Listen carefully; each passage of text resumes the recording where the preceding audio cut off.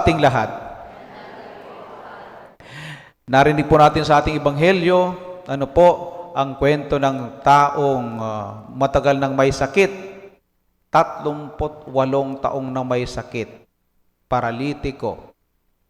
At doon sila nagkukumpol-kumpol sa tabi ng tubig, ano po, upang paggalaw ng tubig ay sa deposito ng tubig, sa may deposito ng tubig sila nagkukumpol-kumpol upang sa paggalaw ng tubig may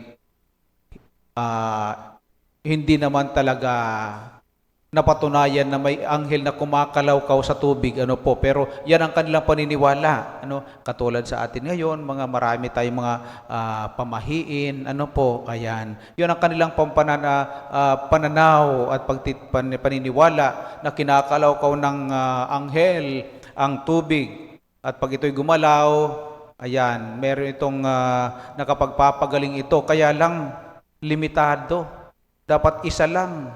Sa dami nila, ano po, ang mauna lang. Kaya pag nahuli ka, pasensya. Kaya yan pong nangyari sa paralitiko. Matagal na siya, 38 taon na naghihintay siya roon. Ito rin nagpapakita rin ito, mga kapatid, ng isa pang masaklap na kalagayan ng taong ito. Hindi lang siya paralitiko. Ang isa pa dito ay wala man lamang siyang katulong sa buhay. Nag-iisa siya.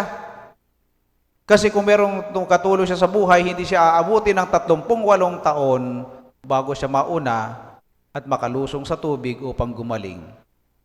Pero gayon pa man, sabi nga ng turo nga nating pananampalatayan sa ating simbahang Katolika, na kahit anumang masaklap na karanasan natin sa buhay, merong paraan ng Panginoon upang ito'y gawing daluyan ng Kanyang biyaya. Amen? Kaya ngayon, tingnan natin. Si Jesus nagtungo roon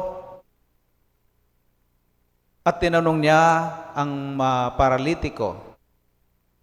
Siguro sa karamihan sa kanila, ito yung kahabag-habag ang kalagayan sapagkat 38 taon nang andoon, naghihintay ng kagalingan. Nilapitan siya ni Jesus at tinanong, gusto mo bang gumaling? Sa unang tingin ay para bagang hindi na nararapat itanong ano po. Pero bakit tinanong ni Jesus? Sapagkat ang tao nandoon upang gumaling siya sa mamagitan ng paglusong sa deposito ng tubig. Ang tanong ngayon ni Jesus ay hindi kung doon siya, gusto niya gumaling doon sa mamagitan ng tubig. Ang tanong ngayon ni Jesus, kung gusto niya bang gumaling sa pamamagitan ng kanyang grasya. Yan ang ibig sabihin ng tanong ni Jesus. Kasi kung titingnan natin, bakit pa magtatanong si Jesus? Kaya nga nandoon 38 taon na nandoon, naghihintay. Ang tanong kasi ni Jesus, gusto mo bang gumaling sa mamagitan ng aking grasya at biyaya? Amen? Si Jesus ang nagpunta roon, naghanap ng mabibigyan ng biyaya. Kaya kung tingnan niyo po ang sagot ng paralitiko, hindi siya nagsabing opo, hindi nagsabing hindi, nagkwento. Parang tayo pag tinanong, ba't hindi ka nakapagsimba? Ay kasi ganito yan oh. O kaya, nagsisimba ka ba sa linggo o hindi? Ay hindi magsasabing oo o hindi. Sabi, ay kasi may pupuntahan ako ganito, mahabang kwento yan. Na po. Ganun ang mga Pilipino Ito siguro Pilipino itong paralitiko.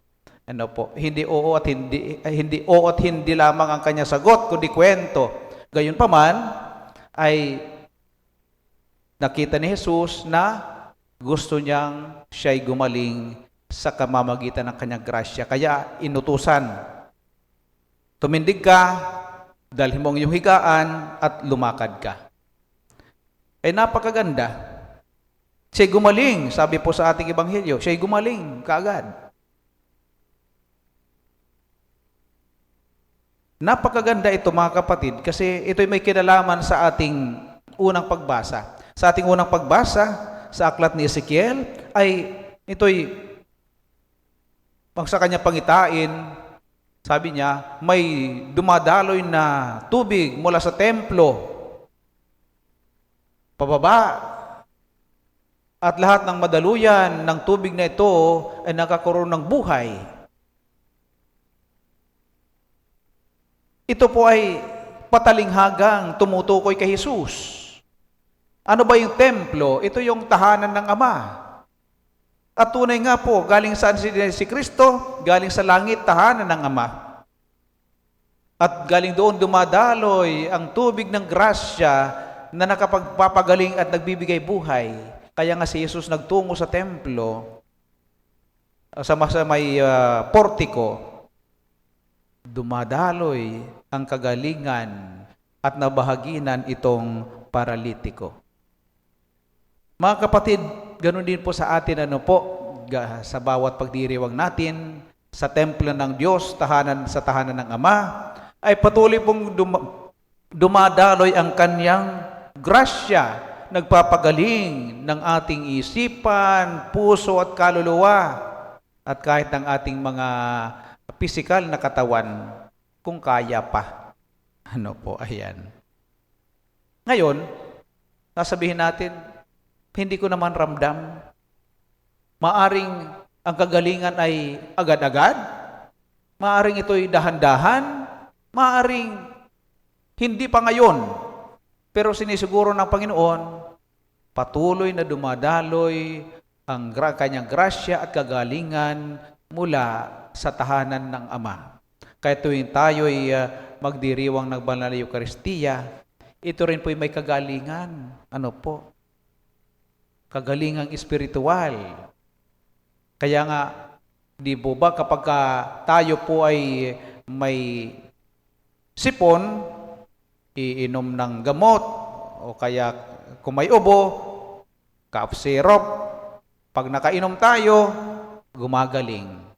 Ganon din po yan. Kung may epekto ang bawat gamot na ating iniinom, may epekto din po ang bawat komunyon na ating tinatanggap. Grasya ng Diyos dumadaloy sa atin, kagalingan, pangkaluluwa, pisikal na katawan, o kaya espiritual na kagalingan.